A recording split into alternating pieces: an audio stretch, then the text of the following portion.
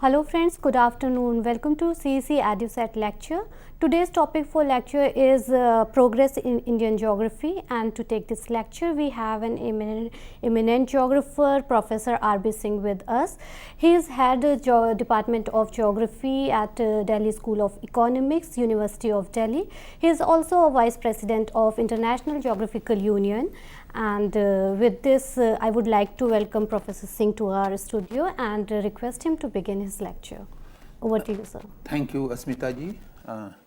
Dear viewers, today we are going to discuss development of Indian geography. Indian geography has a long history, but more systematic initiative taken after the independence. Indian geographers started working with basic concept of hard zone for describing phenomena on the earth surface, taking into consideration of spacing time and timing space, and then we started our journey with rural ecologies to now globalize urban landscape. We have been concentrating on rural to urban area, physical to human geography, systematic to regional geography, and current years we are focusing more on contemporary environmental challenges.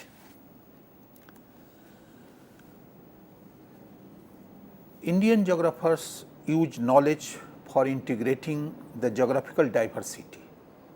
You know, India is a land of diverse environment, and so sometimes it is called unity in diversity. So, we used to integrate geographical diversity through the concept of spacing, time and timing of a space. We used to provide broad human and place centric perspective on the transformation of rural ecology to globalized urban landscape at a variety of events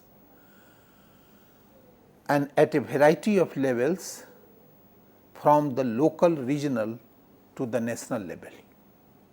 The present focus includes a spatial temporal analysis of food, energy, water security, biodiversity, climate, megacities issues, environmental education, health care, skill development, disaster management, space informatics, sustainable development and human security. The realization of promising prospects and making the geography more market oriented could be panacea of India's development, and so that is why Indian geographers are highlighting and are researching on these aspects. If I will have to analyze the evolution of Indian geography, development of Indian geography, I would like to divide into the three categories. First, journey from Indian village ecology to urban regional studies. India is known for land of villages. We have generally, it is known and it is believed. Here I would like to remember our father of the nation, Gandhiji, when he mentioned that soul of India lives in villages. And so, we started our research doing on various aspects of Indian village ecology, covering social structure, land use pattern,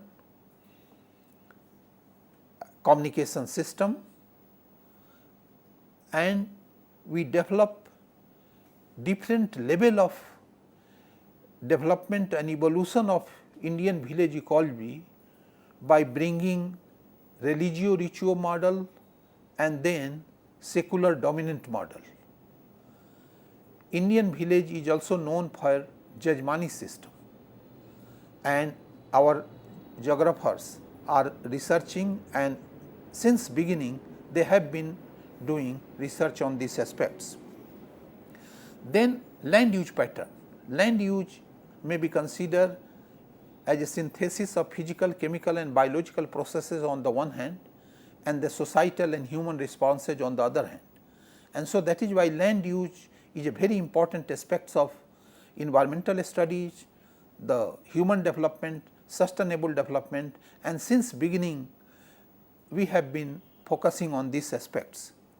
And now, in the era of globalized urban landscape, people are rushing to the mega cities, and so we are focusing on urbanized regional studies and landscape, not only taking into consideration of urban morphology, urban environment, urban transport system, but we are also focusing on the inter-regional studies, taking urban as a core area of research.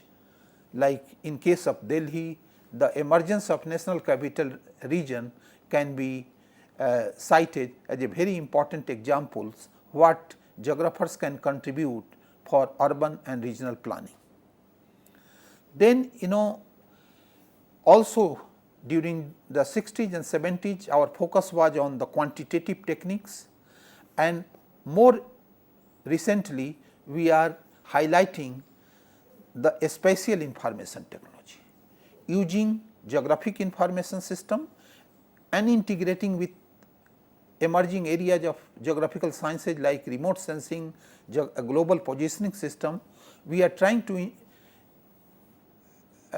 suggest most concrete suggestion for policy makers and the planners.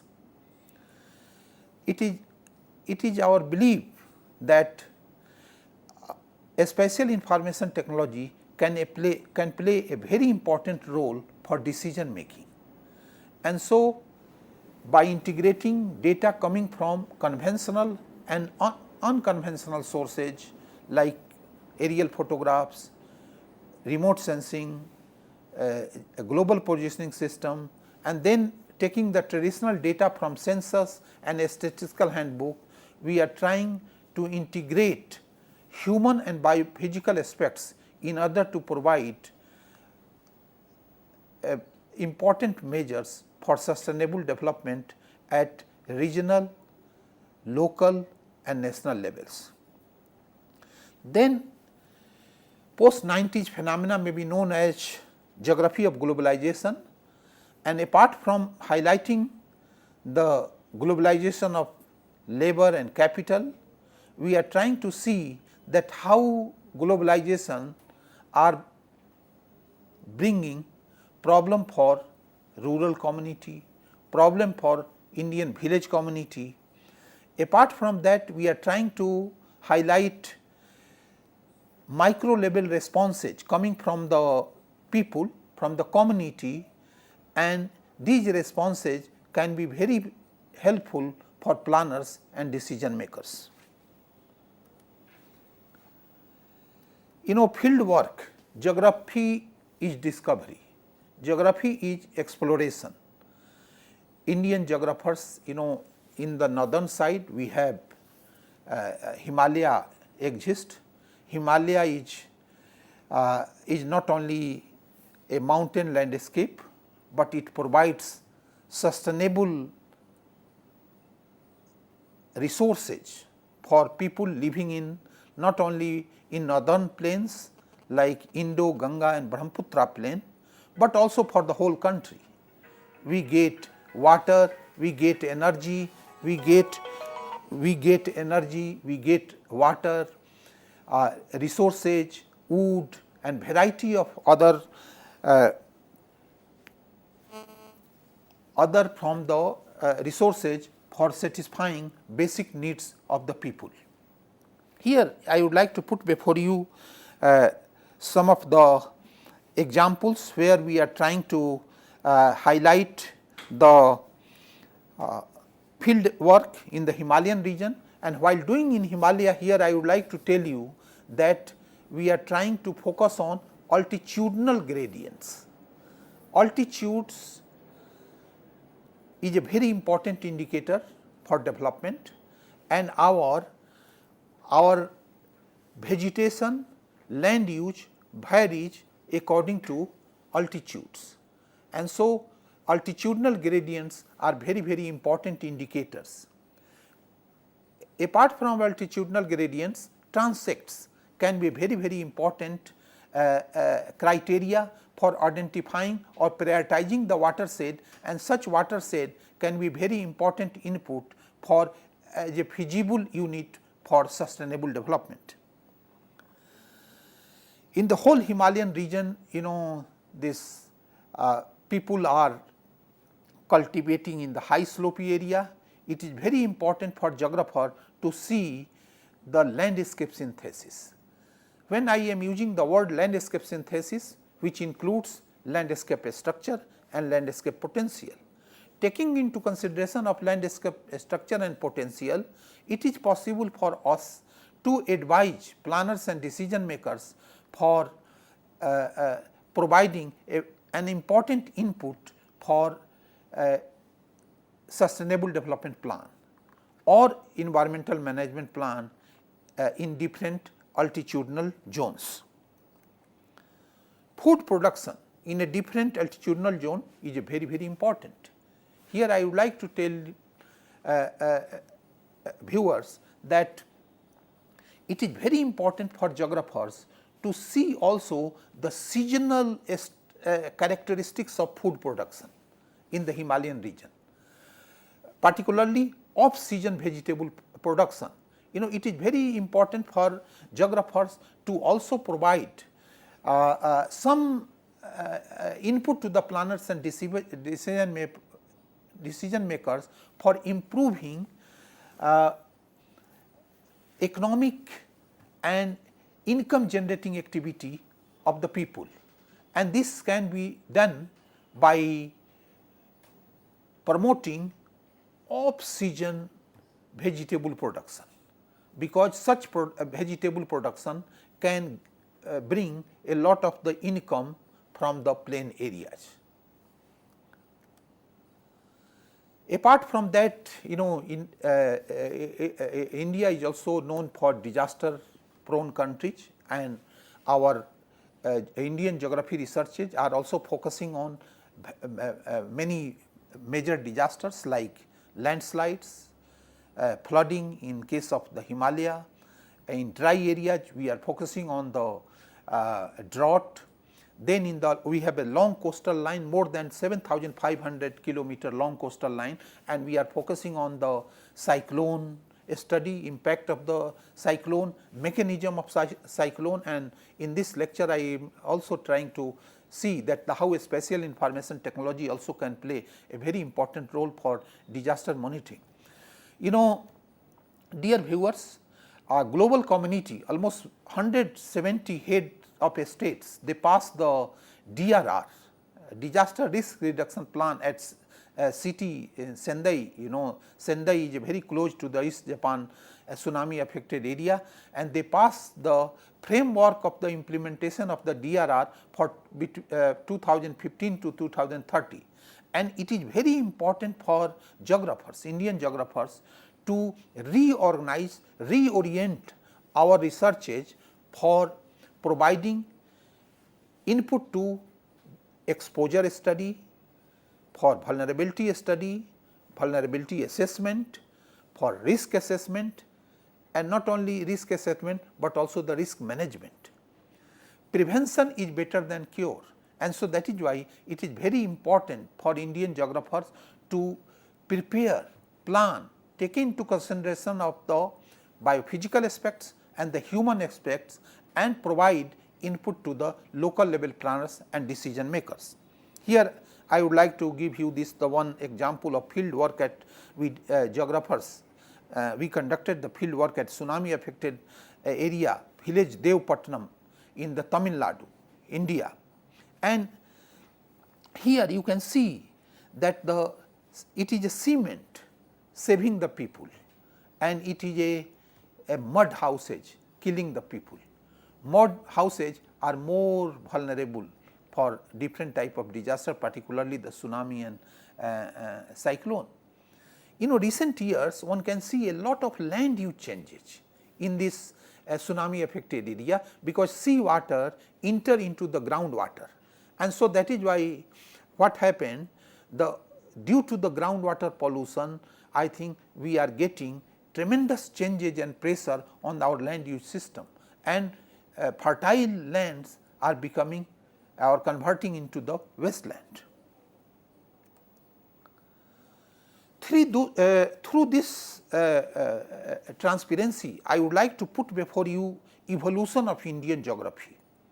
And here you can see before 1950,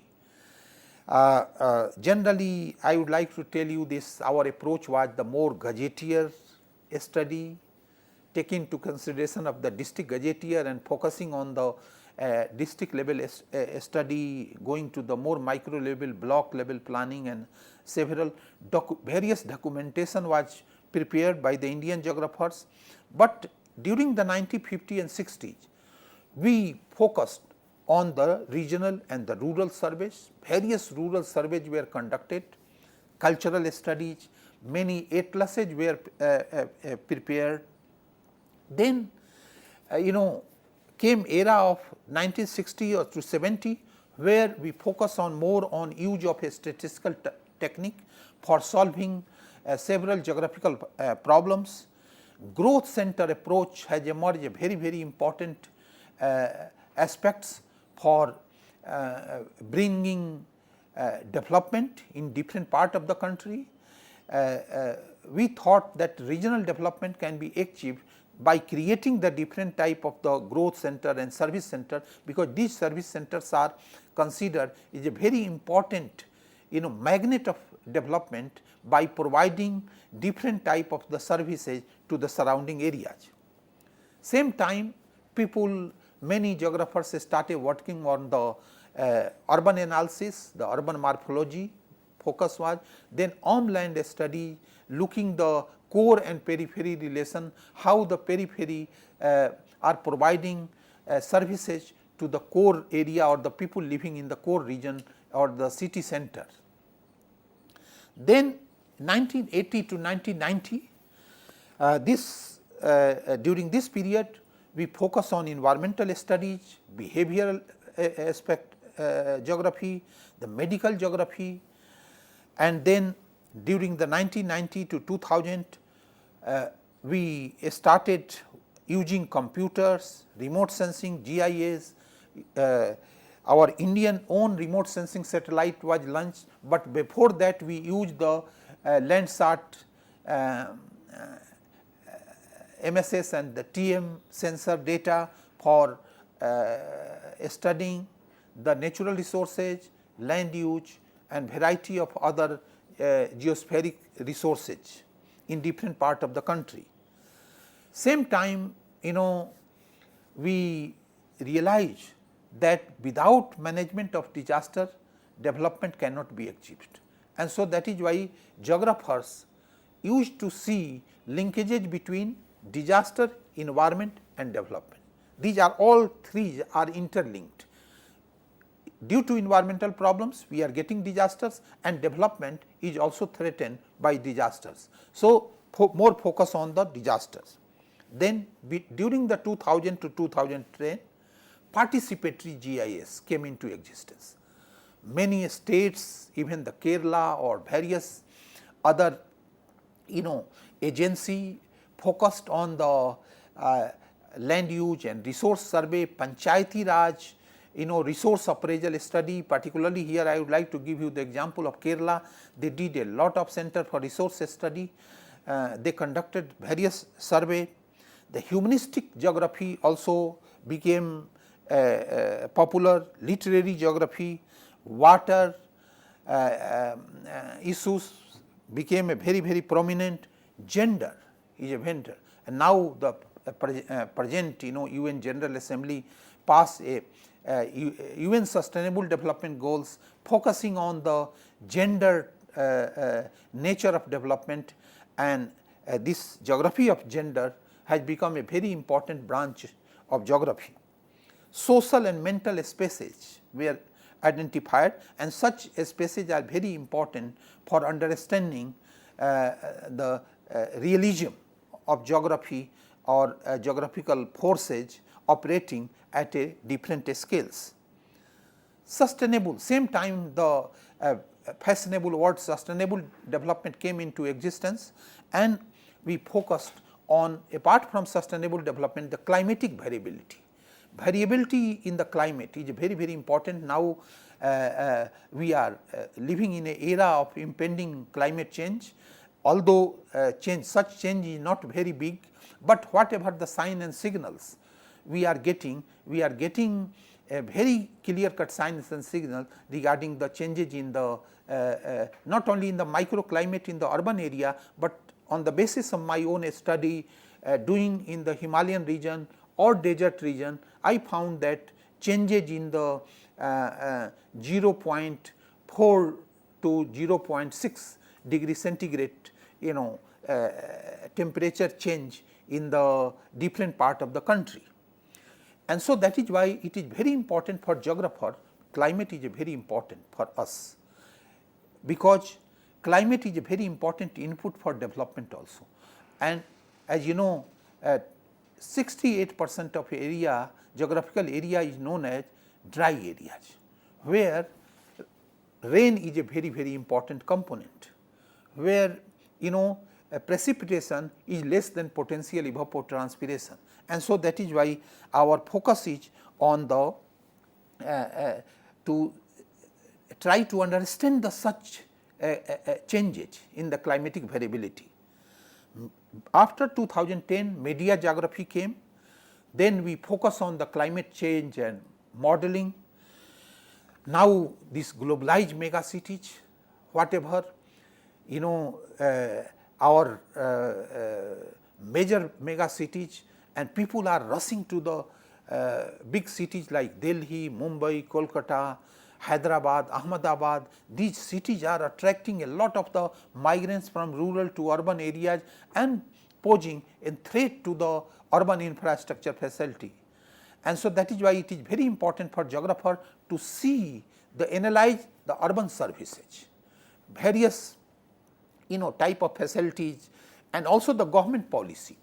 In the same time, Jawaharlal Nehru Urban Renewal Mission came into existence, and more recently we are focusing on a smart city. It is very important for us to see that for geographers to see that mega city, how mega city should become more resilient. More resilient means sustainable mega cities, inclusive mega city, and then peaceful mega cities. So, not only focusing on the environmental aspects, not only focusing on the social inclusion, but also focusing on the crime against social conflict and variety of other issues relating to social aspects of urban development. And then disaster risk reduction, present era as UN pass a very important aspects, and now UN is preparing for January conference at Geneva on disaster risk reduction, how the science and technology can play a very important role on disaster risk reduction. It is important for geographers to contribute to the several work streams relating to the understanding risk, relating to the vulnerability, relating to implementation of Sendai framework, leveraging the science and technology for DRR. So, these are the very, very important aspects. Here I would like to give you example of that. In you might heard the Johart is very important, and we conducted also the field survey. Many geographers did to see that how these small scale water harvesting plant ponds can play a very important role for sustainability of the surrounding region and also for the whole states by providing water, by providing livelihood security of the people, and due to the Johars, these traditional ponds were prominent, already prevalent in different part of Rajasthan, but initiative of the several NGOs, I think, and deepening, they are able to contain the monsoon water, and now many such regions were very dry, or the more were becoming a desert landscape, now converted into the more humid and the semi humid, and productivity increased, people migration also decreased from that area to the Jaipur or to Delhi or Gurgaon. I would like to tell you this another field work done. You might have heard the Fukuyama disaster field work as East Japan tsunami affected region. We conducted this area. It is very interesting for geographers how the water came to the interior area. It all came through the sea by the rivers, because through the rivers the water entered into the interior area and brought a severe damages to the landscape, livelihood security, a loss of a life. And here you can see one example, how the damage done on a house very close to the East Japan tsunami, within the West Japan tsunami affected area. We also used to see and do conduct some survey, looking the like volcano landscape is not very popular in India, but here I conducted the looking this, and I found this volcanic landscape of Aso in South Japan, found the prospects of the mineral near that, and field work is a very important. It is possible for us to understand language landscape. Then also we can understand the human realities surrounding to that region, the variety of land use system, how the people are cultivating, how the people are using different space for their own sustainability. Survivability is a very important. Geographers should focus on the survivability, how people can survive during great disasters. Volcanic disasters is not very big, but tsunami occurred first time in India, and brought not only damages in the eastern coastal region, but also western side like Kerala state, and almost 70-80 people died in Kerala due to this. And you can see, you can understand from our own perception the type of problem we get also due to this process. It is very important for Indian geographers to link our researches with public policy. Already we are doing in some extent, but we are doing a lot of the micro level study. It is very important for Indian geographer to synthesize such a study, and such synthesis can be very important input for model building. Our focus should on giving a model by providing a local level model to the decision makers, and so that is why we can bridge gap between academic community and policy making. Friend, there exists a big gap between academic community and policy making. It is possible for us to bring gap due to linking our researches with public policy. The role of Indian geography is being developed to tackle spatial issues in development that have a strong connotation for policy making.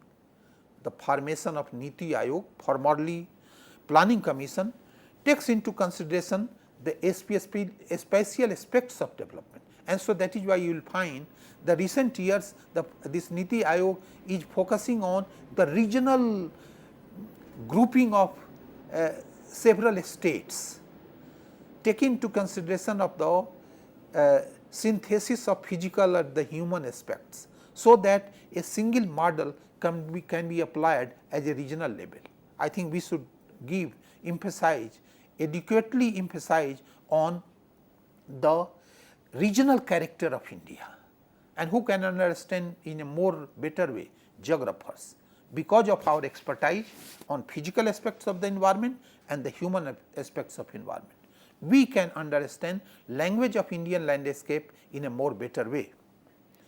Due to the complexity of the geographical and environmental system, very complex, very high Himalaya in the north to the long coastal line, big desert area, the middle level gullies and ravines, and long, highly densely fertile, Indo-Gangetic and Brahmaputra plain, where density is so high, and so that is why, due to the complexity of the geographical and environmental system in India, a strong advocacy for the integration of models and GIS has recently been made in research and professional circles within the geography.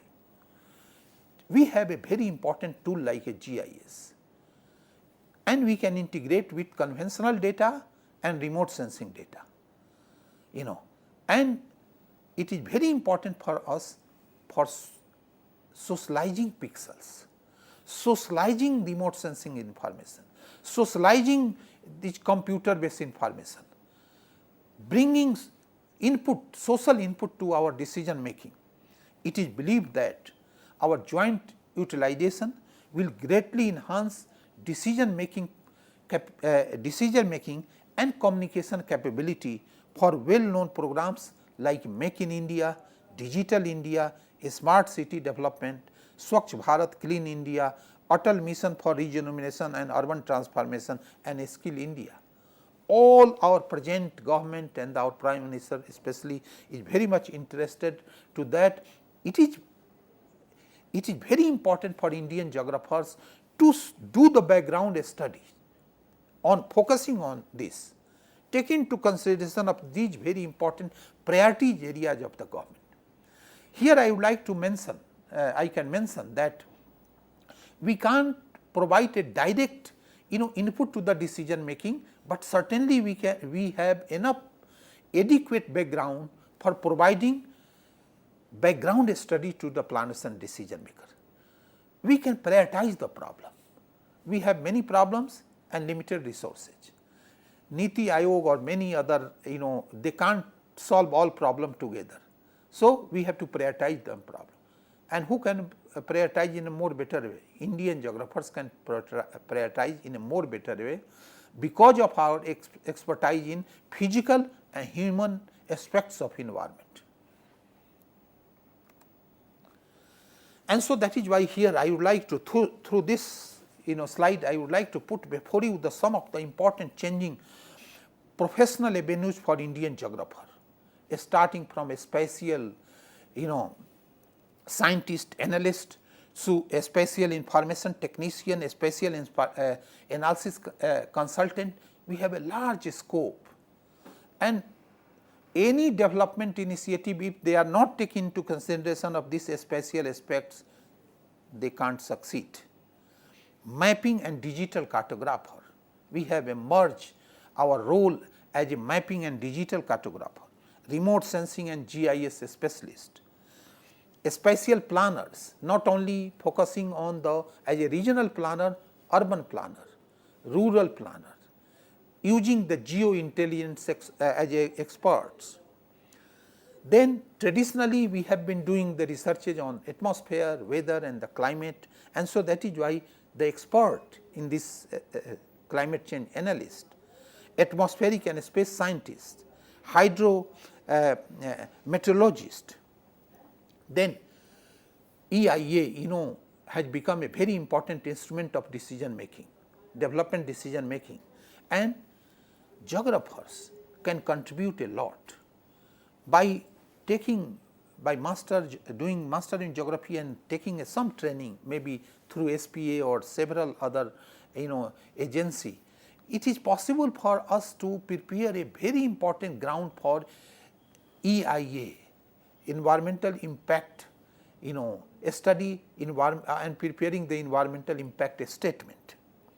Tourism manager, publishing house and media person, nowadays many media and newspaper, they are using even electronic media, they are using the maps, because through maps it is possible to depict any problem, any issue in a more better way. And finally, in present context, as a natural hazards and disaster manager. Here I would like to put a small model for geographers' understanding of disaster management for key sustainability, not only for India, but the whole Asia. Because if you want sustainability in Asia, I can tell you these two very important aspects scientific community have to focus. First on disaster and second on mega cities. And Indian geographers, I appeal to Indian geographers to highlight these aspects very adequately, that taking into consideration of the different aspects of mega cities and also looking the disaster. Here you see we have natural extreme events, human induced disaster, and then we have many environmental disasters like a drought or the flood. On the other hand, we have community resilience. We can develop taking into consideration of focusing on food, water, health, shelter and poverty. These are some of the important points emerged through Johannesburg Declaration and even in the present sustainable development goals. Nobody can neglect these aspects. And then ecosystem services, provisioning, regulating, supporting and cultural. And so that is why disaster research should develop understanding between above three linkages in a more better way. You see here during the fallen, one map here I would like to put. Through geographer, using these several global models and the several global the data, it is possible to see here so that how the rainfall intensity decreases from the core to the peripheral area. And so that is why several relief and rehabilitation or various other measures can be taken into consideration based on the such type of the maps. Intensity, precipitation anomaly during the fallen, and you can see that not only this biophysical and the mapping component is important, but due to the human geoscience approach, by good governance, it is possible for us to reduce loss of life to just 30 and 40 people on the same magnitude, almost the 50,000, 15 to 50,000 people died in the past. Now we are able to reduce. What we need to disseminate such assessment, such type of the mapping technology, improving our understanding to the different states, involving decision makers, community leaders, academicians, in order to develop a composite model of human geoscience model. I would like to use the word the human geoscience model. And so that is why you can see here several innovations came in the geospatial technology, that is more geographical approach of geospatial technology, drawing seismic zone, seismological center for prediction of earthquake, modern tests for building resistance and earthquake resistant building, and even in Delhi metro. In case of the floods, like forecasting of rainfall, flood incidents, flood zonation maps, calculate river and sea erosion, invention of flood surviving crops, real time or maybe near real time flood monitoring, determining aridity index with new approaches, invention of drought resistance crop, developing micro irrigation network, soil moisture conservation techniques in case of the drought. Then finally, tsunami and cyclones, hazard zonation, vulnerability mapping, early warning, prediction and dissemination of information, seawater groundwater interaction, afforestation in the coastal zone. Dear geographers and other viewers, here I would like to also propose some of the important interactive and biophysical issues for Indian geographers to our welfare approach in India. This is very important for planners and decision makers also. Such aspects can be taken into consideration on the priority level. First is assessment of climatic variability and vulnerability, weather forecasting and capability, ocean observation system for monitoring sea surface temperature for biological productivity, potential fishing zones and coastal resources in ICZM, integrated coastal zone management, disaster risk reduction, monitoring groundwater and exploration of minerals, seawater groundwater interaction, watershed management and rural development, land capability and crop suitability analysis, terrain parameter mapping, risk of glacier lake outburst floods, increased biodiversity vulnerability, health and well-being for sustainable urbanization, and finally, the Future Earth Initiative.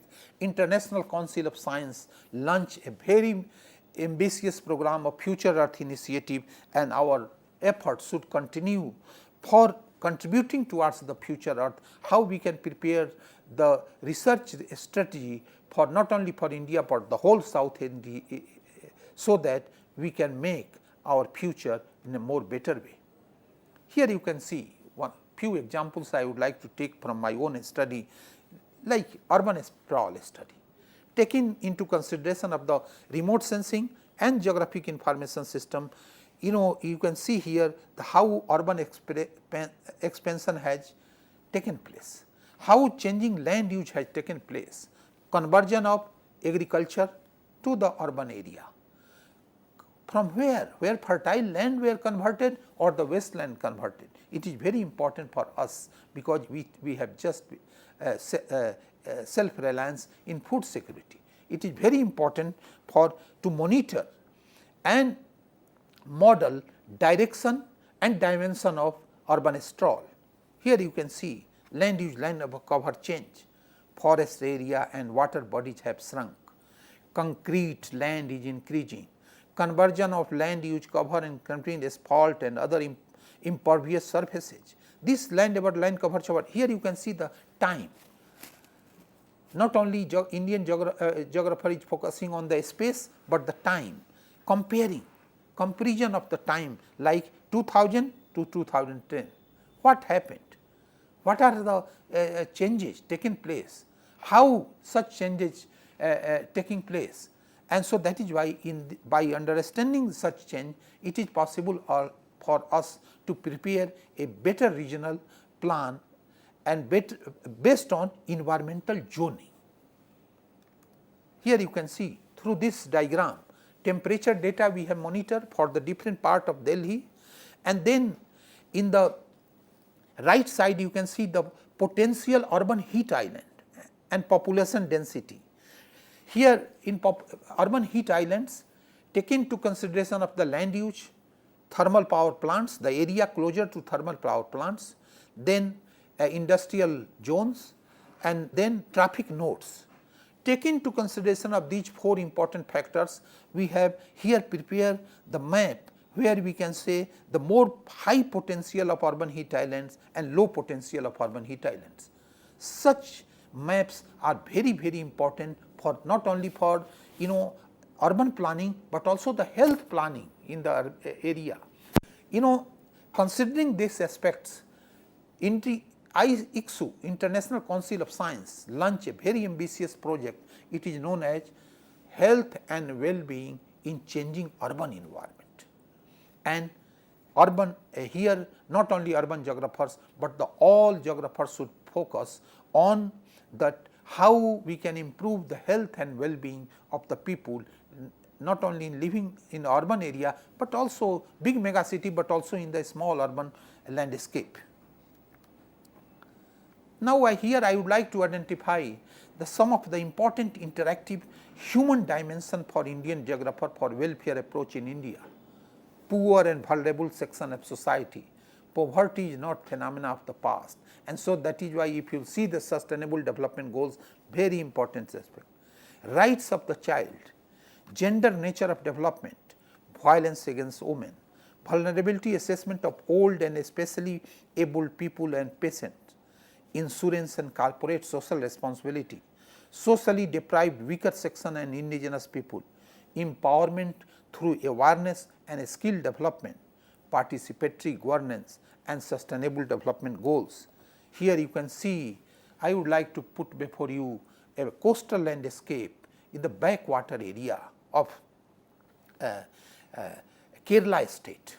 You can see here this the how livelihood security of the people depends on the coastal resources. Here you can see the coastal resources, talent, materials they are using for staying in such boat houses. You have to spend more than 10,000 to 15,000 rupees per night during the season time. And so that is why it is not only attracting tourists, but also it provides the livelihood security of the people living in the area. You can see from the how they are preparing from the agricultural waste, such type of the houses. So, indigenous knowledge, it is very important for Indian geographers to also indigenous knowledge, or I would like to use the word local knowledge. We should document the local knowledge, starting from village to the regional level, and such knowledge, local knowledge will provide a very, very important input to the planners and decision makers.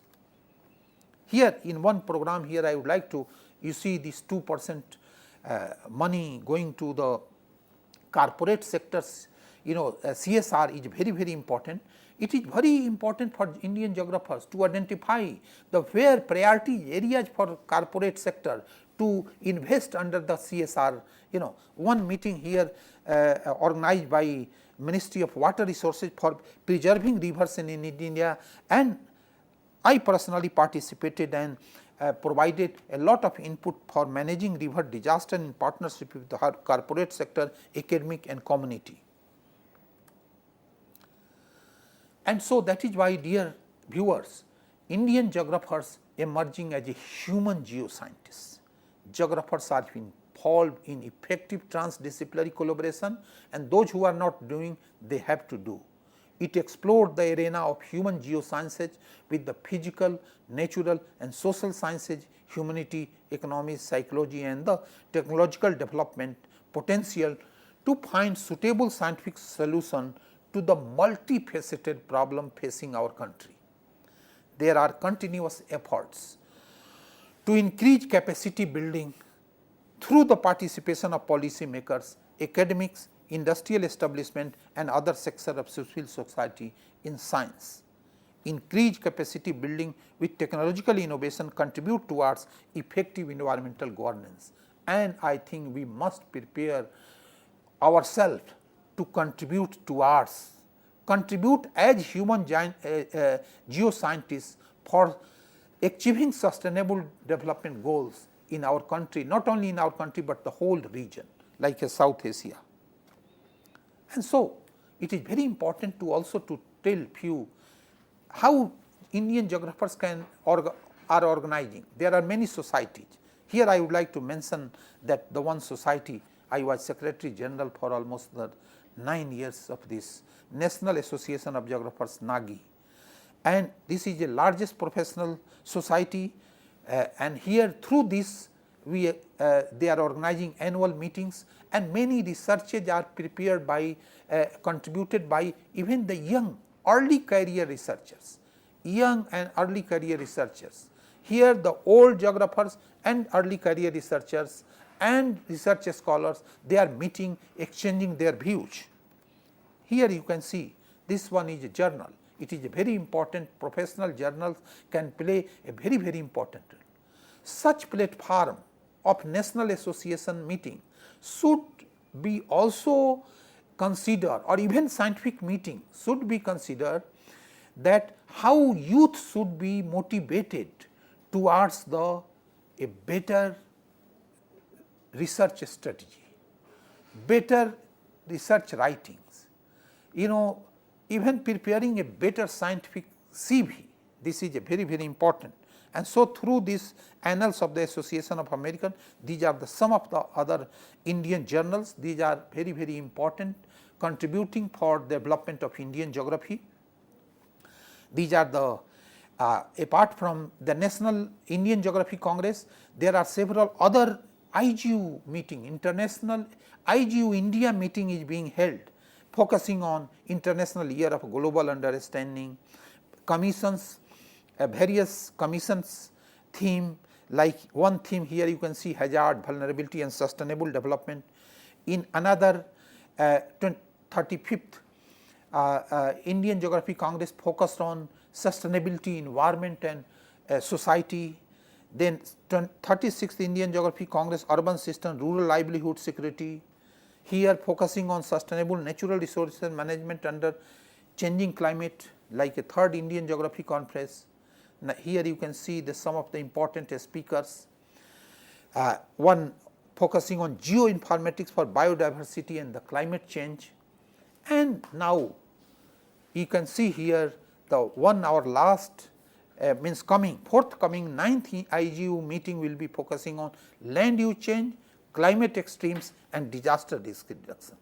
Such theme can bring glory of India's development if we can monitor, understand, improve our understanding on land use change, climate extreme and disaster risk reduction. And so, that is why this will be held in March, in forthcoming March. I would also like to appeal Indian geographers for UNISDR conference, Science and Technology conference on the implementation of Sendai framework of disaster risk reduction 2015-2020. It will be held 27 to 29 January. Because UN 176 head of states, they actually pass this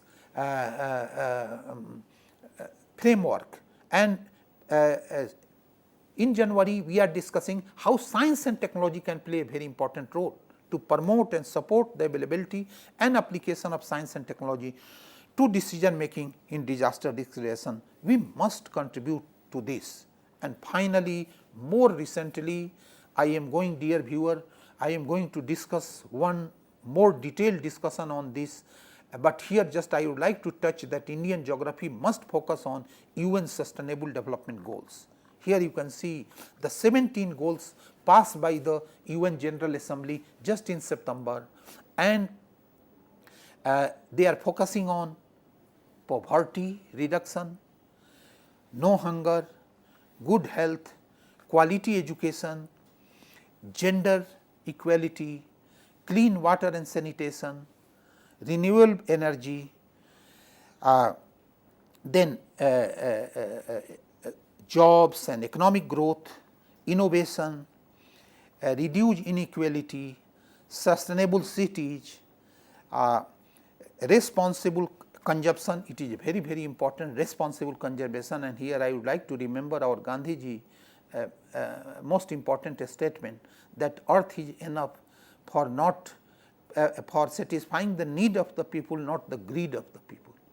And so, that is why responsible consumption is a very, very climate action, the life below water, life on land, peace and justice and partnership for the goals. In future talk, I am going to focus and deal all these aspects in a more detailed manner in one lecture. And finally, I would like to here conclude that sustaining Indian geography promoting future earth stewardship, ethics, empowerment and stewardship, these are very, very important. We must understand the dynamics we must understand the dynamics of nature and natural resources. And so, this future earth initiative dynamics on dimension of nature and evolution of civilization in India, promote cross discipline, cultural and regional debate and research initiative on contemporary issues like natural hazard and disaster together with globalized urban landscape. Use knowledge about environmental and demographic diversity to interpret socio-cultural, economic, environmental, institutional and political issues at different spatial temporal scale. We have to integrate space and time. Catalyst for transdisciplinary modes of investigation framed in a way which highlight our role as a human geoscientist for understanding human ways of life and landscape. So, here dear viewer, I would like to stop here. Thank you very much. Thank you so much, sir, for such a comprehensive and insightful lecture regarding the development of geography in India. And it's provide an overview of development of geography since the evolution of geography in India and to the most recent themes like media geography or issues related to climate change or disaster management, etc. And your recommendations for Indian geographers for further development is also very, I think it's very useful for them. And with this, I would like to ask a simple question for our viewers. As you have mentioned heat islands, urban heat islands, can you please explain the terms for our viewers? Urban heat island is a very important phenomena emerged in recent years, particularly in mega cities. Mega cities particularly, but also generally in the metropolitan cities. Yes. Heat islands means the suddenly you can find in the certain part of the city temperature increases from surrounding region. Yes. And due to this is due to the few important factors, and these factors are very geographical. Yes, sir. These are like a land use. Yes. Near the forest, we have not so much heat island, but where we have the concrete or more like use of building material. You see now present building materials. It's glasses building glasses or concrete, and all. Yes, sir. So this one. Then areas closer to thermal power plants. Yes, sir. Third, traffic nodes. Yes, because traffic nodes, traffic goes slow, moving slowly, and so that is why this the construction of flyover is a very very important. Yes, sir. For reducing the these heat islands. Yes, because due to the traffic nodes congestion, we have lot of congestion, and so the heat emergence of heat, and then industrial zones. These are the very very important. These factors. Yeah, thank you so much, sir, for your clarifications. And dear friends, if you have any other question regarding this lecture, please write us back on our official email ID, which will be showing just after this lecture. And I would like to thank again Professor Singh. Thank you so much, sir, for being here. Thank you, sir. Thank you.